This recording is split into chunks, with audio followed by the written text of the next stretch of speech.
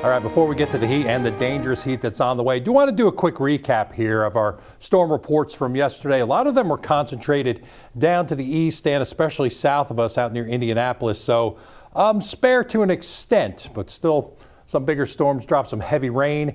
And believe it or not, still some power outages. Looking around Indy, almost 10 to 20,000 customers down to our southeast is where they got it worse than where you would expect there to be.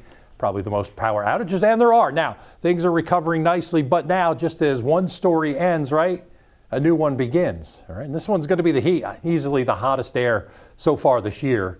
Summer beginning tomorrow night and the first couple of full days of summer.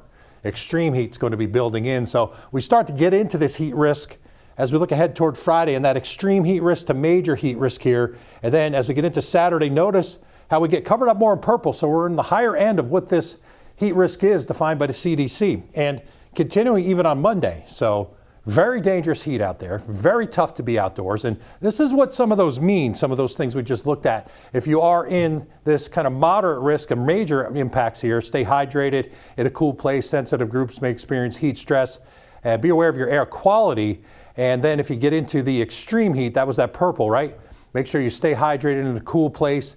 Consider canceling outdoor plans. So that is one of the elements that are different when you go to the higher end. And then poor air quality is expected, and then power outages are possible too. So certainly different. Obviously with extreme, you would expect that there would be extreme, let's call them for lack of a better word, consequences of being in that heat. And this moderate impact is a little bit less. Hydrated in a cool place, limit your time in the sun, and then your sensitive groups may experience heat stress. So, you know, we're going to be in the major to extreme, so you're going to be prepared for it. And if you are going to be heading out for the Taste of Tippecanoe, this is Saturday. Look at that heat building in the afternoon. I'd get there early if you could, or go after sunset. Low 90s at 4 o'clock before we start to see even the temperatures after midnight staying right around 80 degrees. So that's pretty extreme too in terms of our temperatures.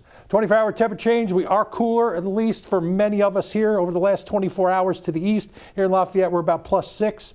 Fowler, you're about +6. So either way, the air mass does feel a little bit different. And our future radar through this evening continuing to show some spotty showers ending. Through the overnight hours, we drop into the 60s, probably the mid-60s, right about 66 toward 3 a.m.